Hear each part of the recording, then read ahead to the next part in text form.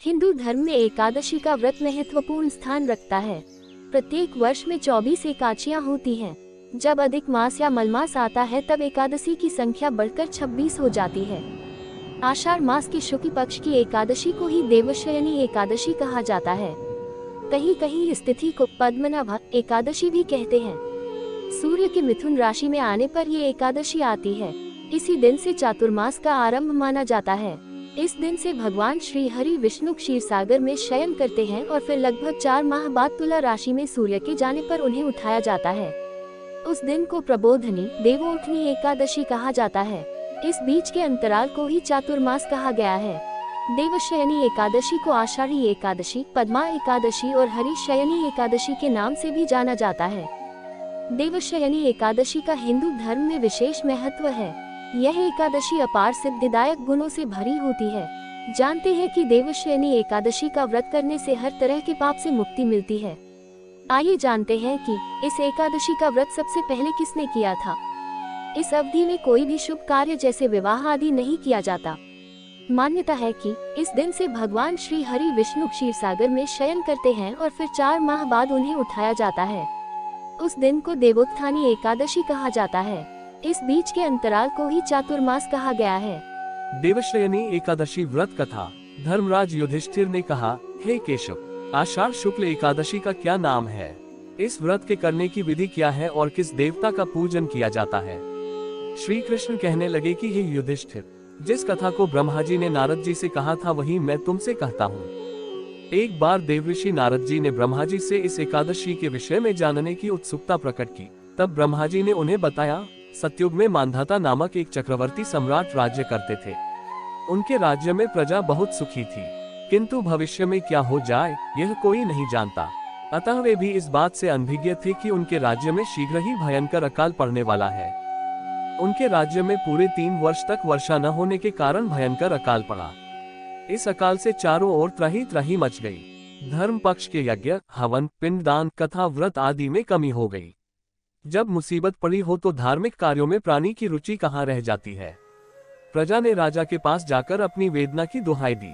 राजा तो इस स्थिति को लेकर पहले से ही दुखी थे। वे सोचने लगे कि आखिर मैंने ऐसा कौन सा पाप कर्म किया है जिसका दंड मुझे इस रूप में मिल रहा है। फिर इस कष्ट से मुक्ति पाने का कोई साधन करने के उद्देश्य से राजा सेना को लेकर जंगल की ओर चल दिए। वहां विचरण करते करते एक दिन वे ब्रह्मा जी के पुत्र अंगिरा ऋषि के आश्रम में पहुंचे और उन्हें साष्टांग प्रणाम किया।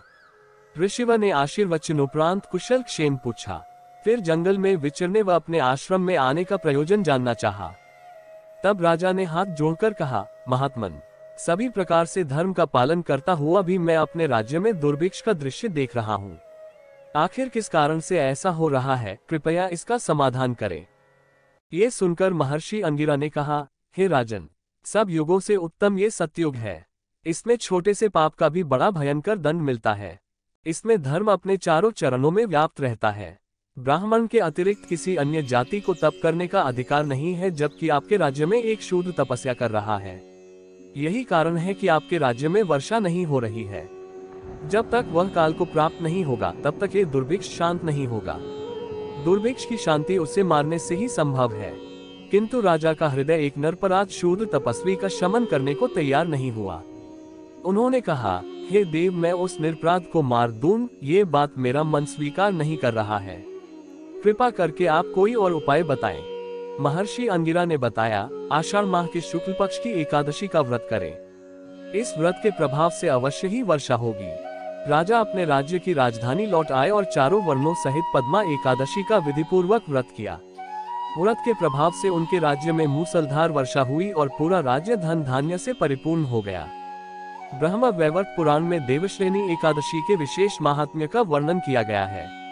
इस व्रत से प्राणी की समस्त मनोकामनाएं पूर्ण होती हैं। देवश्रेणी एकादशी के दिन ब्रह्म मुहूर्त में उठकर स्नान व ध्यान से निवृत्त होकर हाथ में अक्षत लेकर व्रत का संकल्प लें।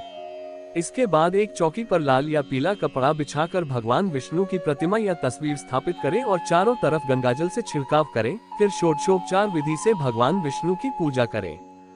आइए जानते हैं कि भगवान विष्णु हर साल पाताल में राजा बलि के पास ही क्यों सोने जाते हैं। धार्मिक शास्त्रों के अनुसार आषाढ़ शुक्ल पक्ष में एकादशी तिथि को शंखासुर दैत्य मारा गया। अतः उसी दिन से आरंभ करके भगवान 4 मास तक क्षीर समुद्र में शयन करते हैं और कार्तिक शुक्ल एकादशी को जागते हैं। पुराण के अनुसार यह भी कहा गया है कि भगवान हरि ने वामन रूप में दैत्य बलि के यज्ञ में 3 पग दान के रूप में मांगे। भगवान ने पहले पग में संपूर्ण पृथ्वी, आकाश और सभी दिशाओं को ढक लिया। अगले पग में संपूर्ण स्वर्ग लोक ले लिया। तीसरे पग में बलि ने अपने आप को समर्पित करते हुए सिर पर पग रखने को कहा। इस प्रकार के दान से भगवान ने प्रसन्न होकर पाताल लोक का अधिपति यानी राजा बना दिया और कहा, मैं तुमसे प्रसन्न हूँ, वर मांगो। बलि ने वर मांगते हुए कहा कि भगवान आप मेरे महल में ही रहें। बलि के बंधन में बंधा देख उनकी भार्या लक्ष्मी ने बलि को भाई बना लिया और भगवान से बलि को वचन से मुक्त करने का अनुरोध किया।